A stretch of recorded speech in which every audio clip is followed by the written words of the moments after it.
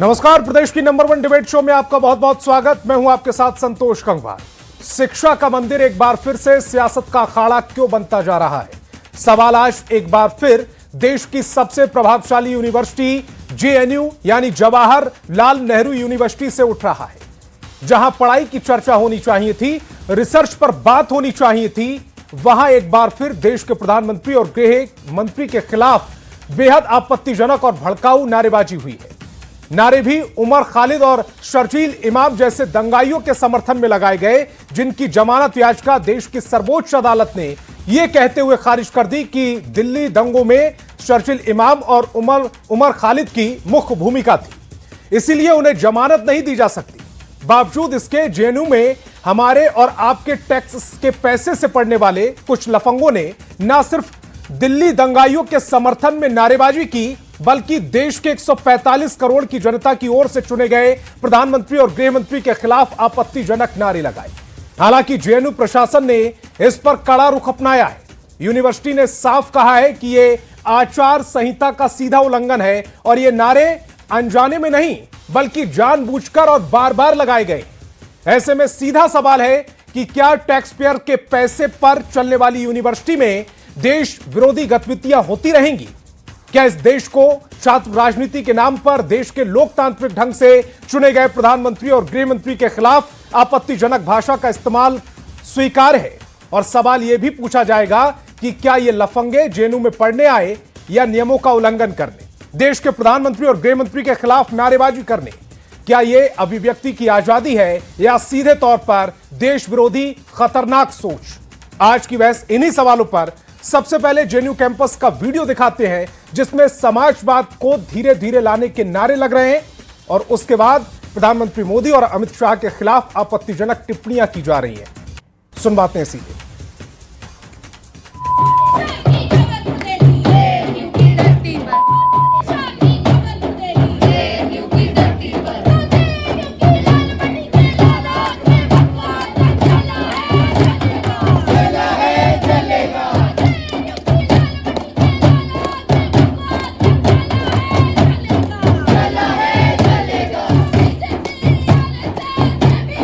नारेबाजी आप सुन रहे हैं, इस नारेबाजी में हरी जैकेट में जो लड़की नजर आ रही है, जो ढपली बजाती हुई भी नजर आ रही है, वो है अदिति मिश्रा। जवाहरलाल नेहरू यूनिवर्सिटी की, जवाहरलाल नेहरू यूनियन की अध्यक्ष है वो। उसके साथ खोले वालों में जो लड़की नजर आ रही है वो है के गोपिका बाबू, ये उपाध्यक्ष है। और चश्मे वाले जो भैया नजर आ रहे हैं, व्यक्ति नजर आ रहे हैं, वो है सुनील यादव जो जनरल सेक्रेटरी है। और ये नारे क्या लगा रहे हैं वो देश की जनता को सुनना चाहिए, बिहार की जनता को सुनना चाहिए।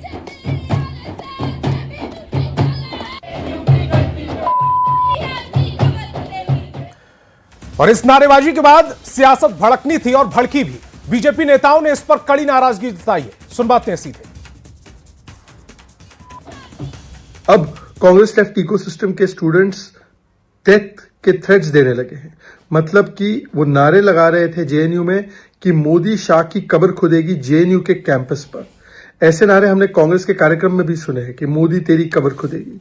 सोचिए कि जिन लोगों पर सुप्रीम कोर्ट ने गंभीर आरोप तय किए हैं, जिनको प्रिमा फेसाई आतंकवाद के लिए जिम्मेदार पाया है, 1 साल तक उनको बेल नहीं मिल सकती, उनको प्राइम आर्किटेक्ट कहा है दिल्ली दंगों का, ऐसे लोगों के बचाव में आते आते आज देश के प्रधानमंत्री और गृह मंत्री को मारने की धमकी दी जा रही है।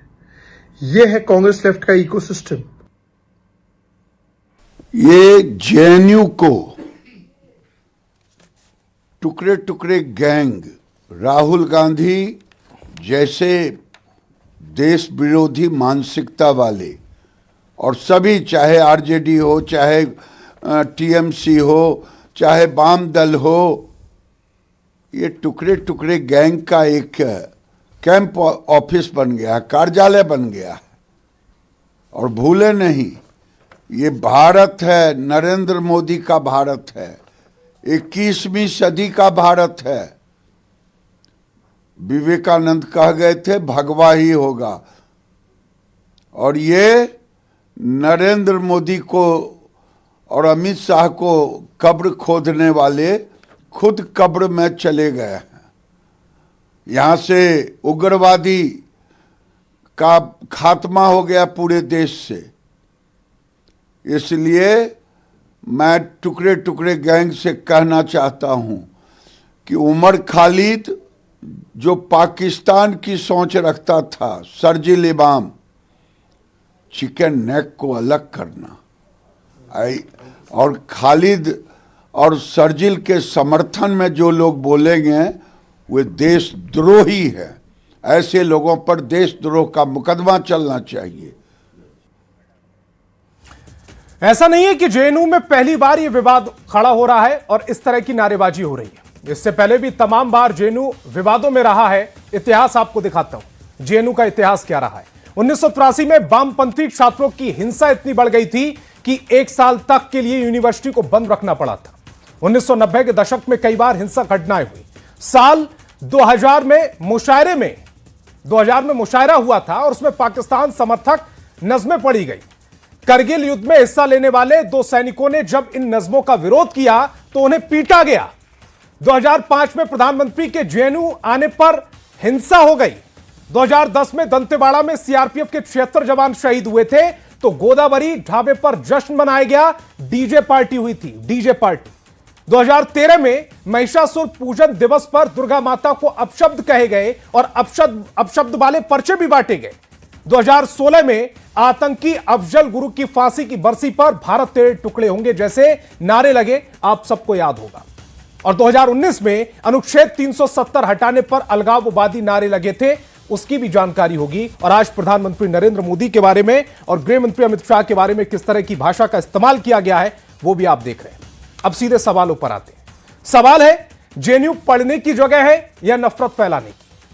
जिस तरह की भाषा का इस्तेमाल हो रहा है जेएनयू पढ़ने के लिए, मेरे और आपके टैक्स से चलने वाली ये जेएनयू, यहां पर पढ़ाई होती है, नफरत फैलाने की शिक्षा सिखाई जाती है। क्या प्रधानमंत्री के खिलाफ कब्र वाले नारे जायज हैं?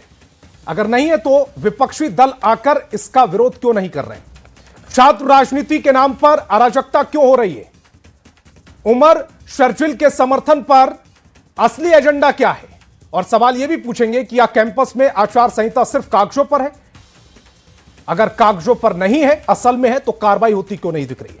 चलिए मेहमानों से आपका परिचय कराते हैं। सत्ता पक्ष से हमारे साथ बीजेपी से मनीष पांडे और जेडीयू से महेश दास जी जुड़ रहे हैं, तो वहीं विपक्ष से आरजेडी से अजय यादव और कांग्रेस से आसिफ तिवारी जी जुड़ रहे हैं। इसके अलावा वरिष्ठ पत्रकार अभिनंदन कुमार जी भी इस डिबेट का हिस्सा हैं। सभी मेहमानों का बहुत बहुत स्वागत। मेरा पहला सवाल बीजेपी प्रवक्ता मनीष पांडे जी आपसे है। ये जो नारे आपने सुने प्रधानमंत्री नरेंद्र मोदी और गृह मंत्री अमित शाह को लेकर, ये नारे हैं या धमकी है? क्या समझा जाए इन्हें? संतोष जी, मुझे लगता है कि जिस देश में वो लोग जिन्हें देश में रहने में डर लगता है, जिस देश में जो लोग कहते हैं कि भगवा गुंडागर्दी है, मैं तो उन लोगों से पूछना चाहता हूं कि आखिर जेएनयू जैसी संस्था में इस प्रकार के नारे लगाने की जरूरत क्या पड़ी? क्यों लगाए गए नारे? किसके समर्थन में लगाए गए नारे? तो मुझे लगता है अधिकतर लोगों का जवाब आएगा कि नारे इसीलिए लगाए गए क्योंकि सुप्रीम कोर्ट ने 2 लोगों की, जो लोगों का नाम दिल्ली के दंगे में शामिल था, उनकी जमानत रद्द कर दी। इसीलिए उसके खिलाफ प्रोटेस्ट हुआ जेएनयू के अंदर में, जेएनयू में।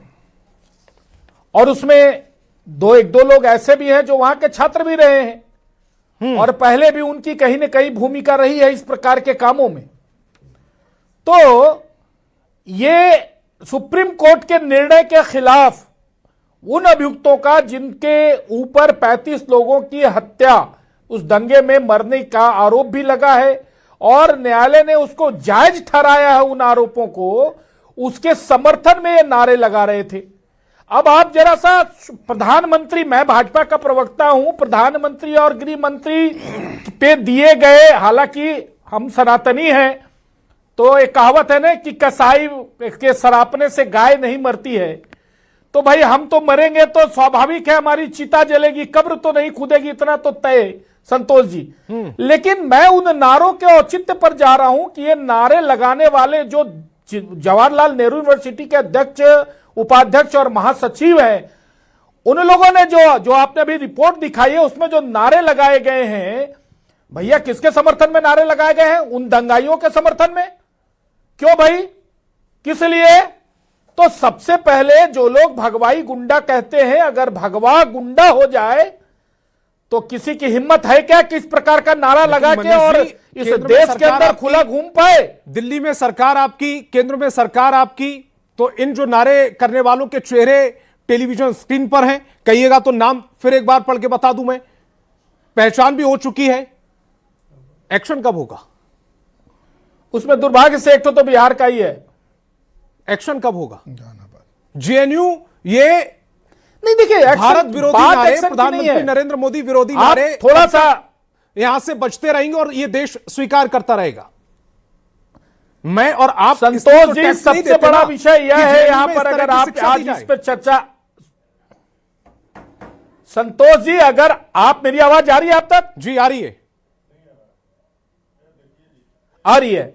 मैं आज आपकी इस चर्चा में मैं आपसे निवेदन करूंगा, एक जो गंभीर सबसे बड़ा विषय है कि आखिर में इस प्रकार के नारे, आप कह रहे हैं कि केंद्र में सरकार आपकी, राज्य में सरकार आपकी, और इस प्रकार के नारे लगाए जा रहे हैं। मैं यह पूछना चाहता हूं कि पिछली बार भी जब एक हिडमान जो नक्सली था उसके इनकाउंटर में मारे जाने पर जिस प्रकार से दिल्ली की सड़कों में महिलाओं को, छात्राओं को आगे करके बवाल कराया गया और उस पर देश का विपक्ष ने जिस प्रकार से उनका समर्थन किया और हंगामा किया, मैं उससे पूछना चाहता हूं, जो सरकार का, देश का एक दूसरा पक्ष है, विपक्ष, राजनीतिक दल, अन्य सारे, क्या वैसे लोग जिन लोगों ने आज इस नारों का समर्थन किया है, मैंने आदित्य राज का बयान सुना, कांग्रेस के कुछ लोगों का बयान सुना, उन्होंने जायज ठहराया, उन्होंने कहा कि नहीं इसमें कोई दिक्कत नहीं है। मैं उन लोगों से पूछना चाहता हूं कि आखिर में क्या देश का लोकतंत्र इस हद तक गिर गया है कि देशद्रोही नारे लगाने वाले,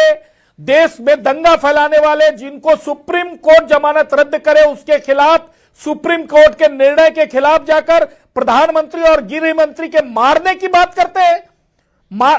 ये तो जवाब विपक्ष को देना चाहिए कि यह कहां तक जायज है। कार्रवाई तो 1 मिनट में, चुटकी में कार्रवाई हो जाएगी भाई साहब। तो ये सरकार, मोदी का सरकार, ये देश जो है मोदी की सरकार है इस देश में। ये चुटकी दिल्ली में कब बजेगी? ये चुटकी जब चाहे तब बज जाएगी। जब चाहे तब मैं चुनौती देता हूं, ये चुटकी तो तुरंत बज जाएगी, ऐसा चुटकी बजेगी और बच जाएगी। देश विरोधी आवाजें उठी हैं, सनातन विरोधी आवाजें उठी हैं, और ठीक है, आपने उदित राज के बयान को कोट किया है। मैं सीधे असित नाथ तिवारी जी की तरफ जा रहा हूं। असित नाथ तिवारी जी, उदित राज कह रहे हैं लोकतंत्र में इस तरह की नारेबाजी होती रहती है, इसे जायज मान लिया जाए? संतोष जी, हाँ, मैं प्रधानमंत्री नरेंद्र मोदी जी का राजनीतिक विरोधी हूं। मैं उनकी तमाम नीतियों से असहमत हूं।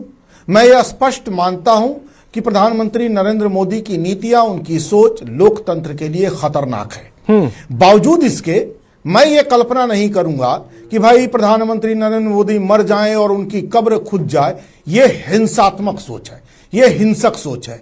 ऐसी सोच का साथ मैं कतई नहीं दे सकता। तो फिर आपके जो नेता हैं उदित राज, इन्हें क्या हो गया?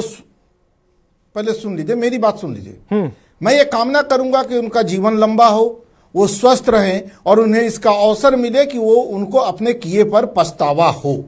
लेकिन ये नारा लगाना कब्र खुदेगी, ये तो बहुत हिंसक नारा है भाई, ये तो बहुत घटिया सोच है। हम प्रधानमंत्री के किसी के लिए कैसे, प्रधानमंत्री नरेंद्र मोदी के कौन से काम पर उन्हें, मुर्दाबाद, जोर से चिल्लाओ। असित नाथ जी, प्रधानमंत्री नरेंद्र मोदी के कौन से काम पर उन्हें अफसोस होना चाहिए? नहीं है प्रधानमंत्री नरेंद्र मोदी के कौन से काम पर उन्हें प्रायश्चित होना चाहिए? 370 हटाने को लेकर प्रायश्चित होना चाहिए, किस पर होना चाहिए प्रायश्चित, किस पर होना चाहिए? नहीं, वो ठीक है। देखिए, एक राजनीतिक विरोधी होने के तौर पर मैं उनकी 1000 कमियां गिना दूंगा, ये अलग डिबेट का इशू है। लेकिन मैं इस बात का समर्थन नहीं कर सकता कि कोई कहे कि कब्र खुदेगी। क्यों कब्र खुदेगी? जो ये उमर खालिद है और शर्जील इमाम है, ये तो 370 हटाने का विरोध कर रहे थे। 370 हटाने का विरोध, क्या कांग्रेस उसका विरोध कर रही है? ये डिबेट उस पर है ही नहीं। उमर खालिद, ये जो दंगा दिल्ली में हुए थे उस पर इन पर एक्शन हो रहा है, ये उसका विरोध कर रहे थे। क्या उसको लेकर कांग्रेस कह रही है कि उस पर प्रायश्चित करना चाहिए? कानूनी प्रक्रिया देखिए, वो कानूनी प्रक्रिया है, वो अपनी जगह पे है। जो भी अभियुक्त हैं, जो भी आरोपी हैं, उन्हें पूरा अवसर मिलता है कोर्ट में अपना पक्ष रखने का, खुद को निर्दोष साबित करने का। ये सब कुछ प्रक्रिया के तहत चलेगा। आप ठीक है, हम असहमत हैं, हम कहें प्रधानमंत्री से असहमत हैं, प्रधानमंत्री मुर्दाबाद, नरेंद्र मोदी मुर्दाबाद, लेकिन ये कैसे कह देंगे कि कब्र खुदेगी? ये बहुत ही घटिया नारा है।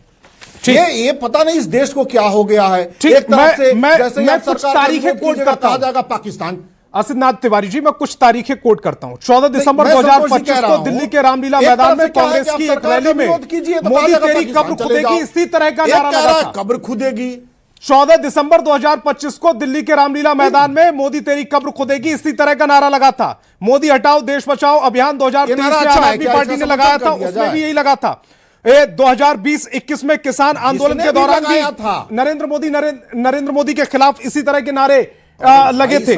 सीए विरोधी जो प्रदर्शन हुआ था 2019-20 में शाहीन बाग और जामिया इस्लामिया के क्षेत्र में, उसमें भी इसी तरह के नारे लगे थे। सुनिए जी संतोष जी, जिसने भी लगाया था, चाहे जब भी ये नारा लगा था, खुद के गांधी के विचारों का वाहक कहने वाला कोई भी आदमी इस नारे का अगर समर्थन करता है तो गांधी के विचारों का वाहक नहीं है, वो अहिंसा के विचारों का वाहक नहीं है, वो लोकतंत्र के विचारों का वाहक नहीं है, वो हिंसा के विचार का वाहक है। इस नारे का समर्थन कांग्रेस के किसी शीर्ष नेता से इस तरह की टिप्पणी जैसी आप कर रहे हैं वो नहीं सुनी गई। उन्होंने किसी ने नहीं कहा कि देश के प्रधानमंत्री 145 करोड़ लोगों के प्रधानमंत्री हैं और लोकतांत्रिक प्रक्रिया से चुने हुए प्रधानमंत्री हैं और उनको लेकर इस तरह की भाषा का इस्तेमाल नहीं किया जा सकता। ठीक है, मैं जेडीयू प्रवक्ता की तरफ जा रहा हूं। मैं पार्टी का प्रवक्ता हूं, मैं पार्टी का प्रवक्ता हूं और मैं पार्टी का पक्ष रखने आपकी तारीफ करता हूं सर, हर मंच से आपकी तारीफ करता हूं, व्यक्तिगत तौर पर आपका बहुत बड़ा प्रशंसक भी हूं, लेकिन मुझे यही उम्मीद आपके शीर्ष नेताओं से भी है जिनको फॉलो करते हैं हजारों करोड़ लोग। नहीं, मेरी पार्टी इस तरह के नारे का समर्थन कर ही नहीं सकती है। मैं महेश दास जी की तरफ जा रहा हूं। छोटा सा टिप्पणी ले, हाँ मनीष जी जल्दी से, उसके बाद महेश जी की जा रहा हूं। छोटी सी टिप्पणी जी। नहीं, देखिए आसित भाई को मैं खुद आज बहुत थैंक्स कर रहा हूं कि ये अपने पार्टी के आइडियोलॉजी से अलग हटकर अपना विचार पार्टी की आइडियोलॉजी गांधीवादी, अगर पार्टी की आइडियोलॉजी होती दंगाई तो रामलीला मैदान में महिला मोर्चा की जिस महिला ने नारा लगाया था मोदी तेरी कब्र खुदेगी, जिसकी आप चर्चा कर रहे हैं, उस पर इनकी पार्टी के सारे नेताओं ने, राहुल गांधी से लेकर अन्य सभी लोगों ने उन नारों का समर्थन किया था। ये बोले कि ये इनका निजी विचार है, आसित नाथ तिवारी बोले कि ये इनका निजी विचार है, लेकिन मैं ये कतई नहीं मानूंगा कि इनके पार्टी का स्टैंड है, ये भी इनके पार्टी का विचार वही है जो आसित नाथ तिवारी जी ने कहा है। लेकिन अगर उस तरह की नारेबाजी का समर्थन किया तो उनके शीर्ष नेताओं का वो निजी विचार हो सकता है। उनकी पार्टी चूंकि गांधीवादी पार्टी है तो उनका विचार वही है और इनके धमकाने से तो मैं डरूंगा नहीं जी। इनके चिल्लाने और इनके धमकाने से मैं नहीं डरूंगा। मैं फिर कहूंगा ये राहुल गांधी बड़े नेता या आसित नाथ तिवारी बड़े नेता? राहुल गांधी जी ने इस बयान महेश जी की तरफ जा रहा हूं। महेश जी, जब ये नारे लगाए जा रहे थे तो कोर्ट पर युवाओं की आवाज को दबाने का आरोप भी लगाया जा रहा था। राहुल गांधी ये जो आरोप जो नरेंद्र मोदी के खिलाफ नारेबाजी कर रहे थे वो कोर्ट पर भी आरोप लगा रहे थे कि युवाओं की आवाज दबाई जा रही है। महेश जी, कि मोदी तेरी कब्र खुदेगी। लगातार आप लोग झूठ बोलिएगा, वो अलग मसला है। दंगों की राजनीति नरेंद्र मोदी करते हैं, राहुल गांधी नहीं करते। इसीलिए मारने की और मरने की जो है जो नारा है वो कांग्रेस और वामपंथी, बाकी भी मेहमान है मनीष जी, बाकी भी मेहमान है, असित जी बाकी भी मेहमान है, प्लीज। कांग्रेस के रैलियों में निकलती है, वामपंथियों के कैंपस में निकलता है, इसीलिए निकलता है। मैं महेश जी की तरफ जा रहा हूं। महेश जी की तरफ, महेश जी, जब ये नारेबाजी हो रही थी प्रधानमंत्री नरेंद्र मोदी के खिलाफ, गृह मंत्री अमित शाह के खिलाफ, उस समय कोर्ट को लेकर भी टिप्पणी हो रही थी कि कोर्ट युवाओं की आवाज को दबा रहा है, ये आरोप लग रहे थे। महेश जी, बाकी सबकी आवाज डाउन, महेश जी की आवाज अब। नरेंद्र मोदी कल मरना हो तो आज मर जाए, लेकिन मैंने शुरू में कहा कि कसाई के सरापने से गाय नहीं मरा करती। लाशों पर चढ़ के नरेंद्र मोदी सत्ता में पहुंचे, कांग्रेस नहीं। महेश जी, आवाज मिल रही मेरी? वो देश की जनता। मैं एजिया जी की तरफ जा रहा हूं। महेश जी की आवाज को इधर एक बार ठीक कीजिएगा, चेक कीजिएगा। एजिया जी, ये जो नारेबाजी हो रही थी उस दौरान कोर्ट को भी निशाना बनाया जा रहा था, आरोप लगाए जा रहे थे कि कोर्ट भी युवाओं की आवाज दबा रही है। यानी कि अगर शर्जिल इमाम को जमानत नहीं मिली, उमर को जमानत नहीं मिली, तो कोर्ट भी दोषी हो गई।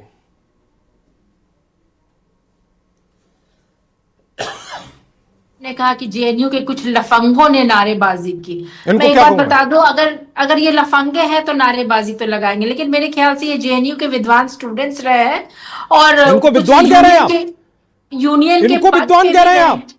संतोष जिनको जी, यह सुनिए तमीज नहीं जरा। है कि प्रधानमंत्री नरेंद्र मोदी के लिए क्या, और देश के प्रधानमंत्री 145 करोड़ लोगों की जनता से चुने हुए, लोकतांत्रिक प्रक्रिया से चुने हुए प्रधानमंत्री हैं। ये आप तो पूरे बोलने देंगे तब तो जनादेश को सुनेंगे। गाली दे रहे हैं। आप बोलने देंगे संतोष जी कि अपना मोनोलॉग चालू कर देंगे? सुनिए, मैं कंप्लीट करने दीजिए, जी। फिर अपना उसमें से भावार्थ निकालिएगा। जी। सबसे पहले आपने कहा कि लफंगों ने नारे लगाए। अगर लफंगों ने नारे लगाए तो हम लोग कंट्रोल ही नहीं कर सकते हैं, लेकिन ये जेएनयू के विद्वान स्टूडेंट्स है, यूनियन में भी है, इन्होंने नारे लगाए, ये नारे गलत थे। इस तरह के स्लोगन नहीं लगने चाहिए। लेकिन साथ ही साथ जो विश्व की सबसे बड़ी पार्टी बीजेपी है, उन्हें भी मुर्दाबाद के नारे नहीं लगाने चाहिए। हमें सोच समझकर एक डिस्कशन होना चाहिए, विचार होने चाहिए कि ऐसे नारे न सत्ताधारी लगाए, न विपक्ष के लोग लगाए, न स्टूडेंट्स लगाए। यह एक सीरियस और संवेदनशील मामला है और इस तरह के नारे, इस तरह के स्लोगन का मैं विरोध करती हूं। और यही हमारी पार्टी का भी है कि हम लोग इस तरह के नारे का विरोध करते हैं। चाहे अगर बीजेपी वाले मुर्दाबाद का नारा लगाए, बीजेपी वाले ही मुर्दाबाद का नारा लगाते हैं। सुने बीजेपी तो जब से बनी नहीं है तब से मुर्दाबाद के नारे लगाए जाते हैं। विरोध करने का वो मुर्दाबाद का तो तरीका था। जी, कब्र तो खोदते हुए बीजेपी ने किसी भी नेता ने इस तरह का स्टेटमेंट नहीं दिया। ठीक है, आप में बहुत आक्रोश है इस स्लोगन को लेके, मुझ में भी आक्रोश है, लेकिन आराम से बात किया जाता है। और सुने, जब युवा जो है उनको एक दिशा देने की है जरूरत, लेकिन साथ ही साथ हमारे जो प्रधानमंत्री हैं, हमारे जो गृह मंत्री हैं, इतने ऊंचे पद पे रह करके अगर वो 50 लाख की गर्लफ्रेंड जैसे शब्दों का इस्तेमाल करते हैं, जर्सी गाय का इस्तेमाल करते हैं, नीतीश कुमार का डीएनए खराब है बोलते हैं, तो ये भी सुनने में अच्छा नहीं लगता है। जब बिहार की बेटियों के बीजेपी के बड़े नेता मंत्रीपति कहते हैं कि बिहार की बेटियों की कीमत 20-25 हजार है, इस पे नरेंद्र मोदी जी को भी आवाज उठानी चाहिए, इस पे अमित शाह जी को भी रोक लगानी चाहिए। और बीजेपी वाले जो इस पे कुछ नहीं बोलते हैं, मनीष जी की बहन, दो चीजें क्लियर करता हूं, जिस नेता ने इस तरह की भाषा का इस्तेमाल किया था, सिद्धनाथ तिवारी जी उस डिबेट में थे। संतोष जी प्लीज, सबने उसकी निंदा की थी। यहां पर बैठे हुए बीजेपी के प्रवक्ताओं ने भी, जेडीयू के प्रवक्ताओं ने भी, और उस व्यक्ति ने खुद माफी मांगी है, 2 बार माफी मांगी है। पहली बात। दूसरी बात, मौत का सौदागर कहने वाले ठीक थे। प्रधानमंत्री नरेंद्र मोदी की रैली में, प्रधानमंत्री नरेंद्र मोदी को आरजेडी की रैली में मां की गाली देने वाले ठीक थे, उनका जिक्र नहीं किया आपने। सहूलियत के हिसाब से आपने अपने स्टेटमेंट उठाए। आपकी मौजूदगी में वो जो बच्चा क्या कह रहा था, आप मौजूद थी मंच पर, संतोष जी, उसका भी जिक्र नहीं किया आपने। अच्छा, मैं बोलने तो दे। संतोष जी, आप जो कह रहे हैं कि नरेंद्र मोदी जी के मंच पर से किसी ने ऐसे नारे लगाए, नरेंद्र मोदी जी ने तो खुद कहा कि वो बायोलॉजिकल नहीं है। अपने मंच पे अपनी माँ के लिए उन्होंने खुद कहा कि उन्होंने एक माँ उनकी जननी है ही नहीं।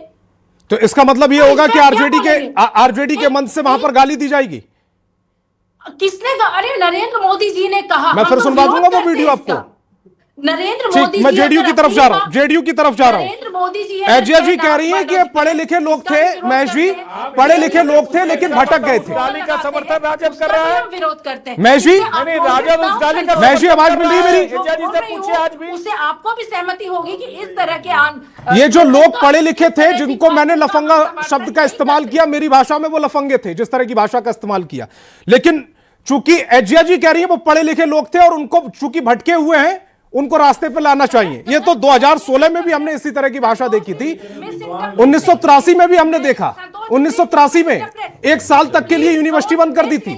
जी Santosh ji, please don't miss interpret. मैंने देखिए कहा संतोष जी, अब अब शांत करा दीजिए इनको। मेरे पास समय कम है, प्लीज जल्दी से अपना स्टेटमेंट। हाँ, संतोष जी, आरजेडी के प्रवक्ता कह रही हैं कि वो विद्वान स्टूडेंट हैं। अब इनके नजर में वो विद्वान हैं। कांग्रेस के प्रवक्ता कह रहे हैं कि हमारी पार्टी का तो ये समर्थन हो ही नहीं सकता है। अब मुझे जहां तक पता है कि उदित राज जी कांग्रेस पार्टी के राष्ट्रीय प्रवक्ता हैं, वो उनका समर्थन कर रहे हैं। तो इनका पार्टी का लाइन क्या है, तो इनको शायद इनको नहीं पता है, ना ही उदित राज जी को नहीं पता है। इस तरीके का उत्कृष्ट संस्थान में वहां के बच्चे, वहां के यूनियन है। अब वो इस तरीके से देश के प्रधानमंत्री और गृह मंत्री के प्रति इस तरीके का अभद्र टिप्पणी करेंगे और ये लोग उनको विद्वान बना रहे हैं, ये तो निंदनीय है ना। कोर्ट उनको मामला को अभी 1 साल और ट्रायल करके उसके बाद सुनवाई का उनको रिव्यू पिटीशन डालने के लिए आदेश किया है। ये एग्जीक्यूटिव बॉडी और जुडिशियल बॉडी दोनों अलग होता है। इन लोगों को ये क्यों नहीं समझ में आता है? उनके समर्थक को यह अधिकार है कि वो खेद प्रकट करे, लेकिन इस तरीके से संवैधानिक संस्थाओं के खिलाफ, इसका मतलब है कि ये लोग, इन लोगों को सुप्रीम कोर्ट पे भी भरोसा नहीं है। जिस तरीके से ये लोग नारेबाजी कर रहे हैं और राजद के प्रवक्ता कह रहे हैं कि वो विद्वान स्टूडेंट हैं, तो ये तो मेरे समझ से परे है। इस तरीके से अभिरंजन जी की तरफ जा रहा हूं, इस देश को विखंडित करना, मैं अभिरंजन जी की तरफ जा रहा हूं। अभिरंजन जी एक ऐसे विद्वान लोग हैं जिनको लेकिन राष्ट्रीय जनता दल से ये उम्मीद ही किया जा सकता है, जिनको ये नहीं पता कि दंगाई है या हीरो है। ये जो चिकन नेक को काटने का दम भरने वाला व्यक्ति, जो दिल्ली दंगों में 35 लोगों की मौत का जिम्मेदार मानती हो जिसे सुप्रीम कोर्ट, और उसकी जमानत याचिका को खारिज कर दी हो, उसके समर्थन में अपने आप खड़े हो जाना राष्ट्रद्रोह है। निश्चित तौर पे में 2 शब्द, मैं बोलूं? इस तरीके, एक शब्द है विद्यार्थी इन लोगों को इस और चीज दूसरा की शब्द समझ है है ही विद्वान। नहीं। विद्यार्थी का मतलब होता है कि वह विद्या प्राप्त कर रहा है। जो विद्या प्राप्त कर रहा है उसको विद्वान कहना उचित नहीं है। मुझे लगता है कि एजाज जी का ये स्लिप ऑफ टंग है, उसको ज्यादा तूल न दें। विद्यार्थी और विद्वान दोनों अलग चीज है। जब विद्यार्थी के चरण को, दौर को आप पार कर लेते हैं और विद्या अर्जित कर लेते हैं, उसके बाद आप विद्वान कहलाए जा सकते हैं। यदि आप में विद्या प्राप्त करने की गरिमा दिखाई देगी, तो विद्या प्राप्त करने की गहराई दिखाई देगी, तो आप विद्वान कहलाए जा सकते हैं। अभी तो ये लोग विद्यार्थी हैं। देखो, मैं ये कहना चाहता हूं कि लोकतंत्र में विरोध का, आलोचना का, असहमति का अधिकार सबको है। जैसा कि कांग्रेस के पैनल में बैठे हुए प्रवक्ता आसिफनाथ तिवारी ने कहा कि प्रधानमंत्री जी और उनकी पार्टी और उनकी सरकार की कई सारी नीतियों से हम असहमत हैं।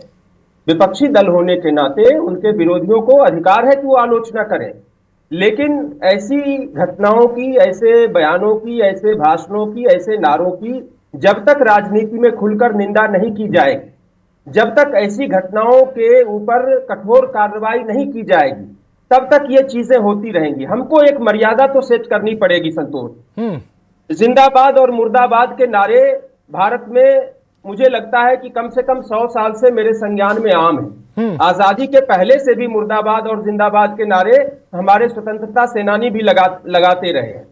तो जिंदाबाद और मुर्दाबाद के नारे आम हैं। पुतला जलाए जाने की भी परंपरा रही है कि जो राजनीति के विरोधी हैं हमारे, चाहे वो प्रधानमंत्री क्यों नहीं हो, नेता प्रतिपक्ष क्यों नहीं हो, मुख्यमंत्री क्यों नहीं हो, उनके पुतले जलाए जाते रहे हैं। तो मेरा ये कहना है कि मुर्दाबाद, पुतला जलाने, इस तरह के विरोध की परंपरा रही है। लेकिन कब्र खुदेगी, चिता जलेगी, लाश गिरेगी, सिर तन से जुदा करेंगे, ये चीजें ठीक नहीं है। अब सिर तन से जुदा और कब्र खुदेगी, दोनों नारों को मैं लगभग समानांतर रख के देखता हूं। तो इन नारों को आप हल्के में इसलिए नहीं ले सकते हैं कि जब सिर तन से जुदा के नारे लगते हैं तो सिर तन से जुदा होने की, किए जाने की घटनाएं भी सामने आती हैं। मतलब जो लोग नारे लगा रहे हैं वो किसी न किसी टूल किट का, किसी न किसी योजना का, साजिश का हिस्सा है कि एक तरफ वो नारे लगते हैं, दूसरी तरफ सिर तन से जुदा किए जाते हैं। प्रधानमंत्री नरेंद्र मोदी, केंद्रीय गृह मंत्री अमित शाह के खिलाफ जब आप इस तरह की बात करते हैं कि कब्र खुदेगी, तो पहले से हम लोग जानते हैं कि इन लोगों के ऊपर बहुत सारे सिक्योरिटी थ्रेट होते हैं और सिक्योरिटी ब्रीच की कई घटनाएं पहले होती भी रही हैं। खुद प्रधानमंत्री नरेंद्र मोदी की सिक्योरिटी में कई बार ब्रीच की घटनाएं हम लोग मीडिया के माध्यम से सुनते जानते आए हैं। तो ऐसे में ये चीजें गंभीर हो जाती हैं। लेकिन मैं इसमें एक चीज जरूर कहूंगा, जल्दी से इसमें ये जरूर ऐड करूंगा कि केंद्र सरकार की बहुत बड़ी जिम्मेदारी है। मोदी तेरी कब्र खुदेगी और अमित शाह तेरी कब्र खुदेगी, ये तो फिर भी कम गंभीर मामला है। भारत तेरे टुकड़े होंगे, बंदूक के दम पर लेंगे हम आजादी, और कितने अफजल मारोगे, घर घर से अफजल निकलेगा, ये ज्यादा गंभीर बात है। क्यों? क्योंकि व्यक्ति जो है छोटा होता है, देश बड़ा होता है। प्रधानमंत्री हमारे बहुत बड़े हैं, लेकिन वो देश से बड़े नहीं है। प्रधानमंत्री के खिलाफ, 1 मिनट में कंप्लीट होने दी, प्रधानमंत्री के खिलाफ नारे लगाए गए। ये इसलिए ऐसा हुआ क्योंकि जब देश के खिलाफ, जो उनसे भी बड़ी इकाई है, उसके खिलाफ नारे लगाए गए। आज 9 साल हो गए, 2016 से लेकर 2025 तक भाजपा के लोग केवल जो है मुद्दा उठाते हैं और सनसनी फैलाते हैं, लेकिन आज तक क्यों नहीं उन लोगों के खिलाफ कार्रवाई, क्यों नहीं उन लोगों को चिन्हित करके सजा दी गई?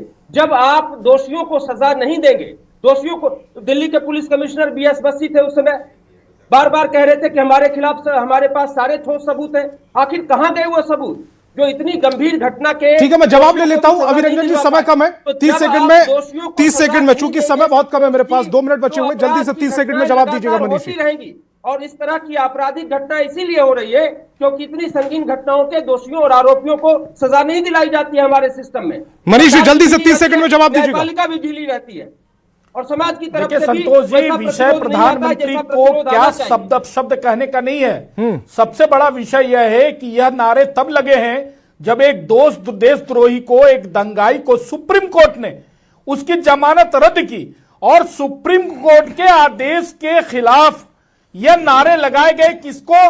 तो प्रधानमंत्री और गृह मंत्री को। यानी कि कहां की बात और कहां गुस्सा निकालने की कोशिश की जा रही है। यह देश के कौन से ऐसे असित जी, 30 सेकंड में अपनी बात को रखिएगा। गंभीर है, जो कहीं न कहीं कभी हिडमा नक्सली के मारे जाने पर तो कभी सुप्रीम कोर्ट के फैसले पर प्रधानमंत्री और गृह मंत्री को टारगेट करते हैं। यह सबसे बड़ा गंभीर विषय है। मैं 2 बातें कहूंगा। वो भी गलत है कि सरकार के विरोधियों को कहा जाए पाकिस्तान चले जाओ। तो जब ऐसा नहीं, जब ऐसा बर्ताव आपका होगा, मनीष जी, समय बहुत कम बचा है मेरे पास, समय बहुत कम है, सबका रिएक्शन महत्वपूर्ण है। आसिफ जी, जल्दी से। और ये भी गलत है कि कोई कहे प्रधानमंत्री तेरी कब्र खुदेगी। दोनों बहुत ही गलत है। तो आपकी पार्टी उसका समर्थन क्यों करती है भाई साहब? एजिया जी, जल्दी से। एजिया जी, जल्दी से। इनके शब्द क्या निकल रहे हैं? हमारी पार्टी नहीं, मैंने इनको भाई साहब कहा, ये कह रहे हैं दंगाई है। देखिए इनका आचरण कैसा है, यही स्टूडियो में समझ में आ गया। दंगों से मैंने इनको भाई साहब कहा, ये आपको दंगाई कह दिए। कांग्रेस का एजिया जी, जल्दी से अपनी बात।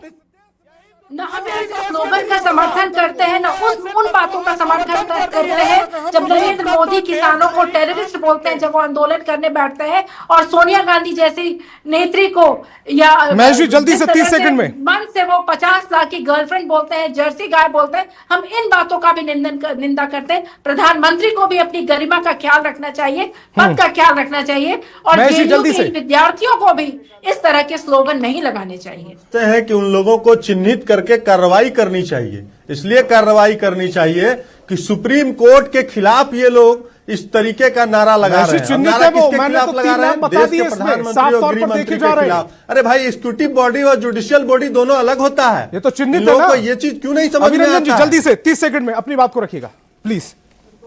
2016 में भी चिन्हित थे, 2026 में भी चिन्हित है। 2016 में भी जो सुप्रीम कोर्ट ने अफजल को फांसी की सजा दी थी और अफजल घर घर से निकलेगा के नारे लगाए जा रहे थे, वह नारेबाजी भी देश के खिलाफ ही नहीं, सुप्रीम कोर्ट के भी खिलाफ थी। मैं इस बात को समझ नहीं पाता हूं कि राजनीतिक मुद्दा तो हम इन मुद्दों को बहुत बनाते हैं जब देश में एक आमतौर पर कंसेंसस है। इसी पैनल में देखिए, सारे विरोधी दलों के प्रवक्ता ने भी इस घटना की निंदा की है और इस तरह की नारेबाजी की निंदा की है। जब देश में कंसेंसस है तो सरकार के खिलाफ, देश के खिलाफ, प्रधानमंत्री के खिलाफ, इस तरह की सुप्रीम कोर्ट के खिलाफ इस तरह की गंभीर नारेबाजी करने वालों के खिलाफ कार्रवाई क्यों नहीं की जाती है? मुझे यही हमारा भी सवाल है कि अगर 2016 में इस तरह के नारे लगे थे तो कार्रवाई क्यों नहीं हुई, और 2026 में ये रिपीट हुआ है तो क्या उस कार्रवाई ना होने की वजह से इस तरह की नारेबाजी को बल नहीं मिल रहा है? तमाम मेहमान मेरे साथ जुड़े, आपका बहुत बहुत शुक्रिया। इस डिबेट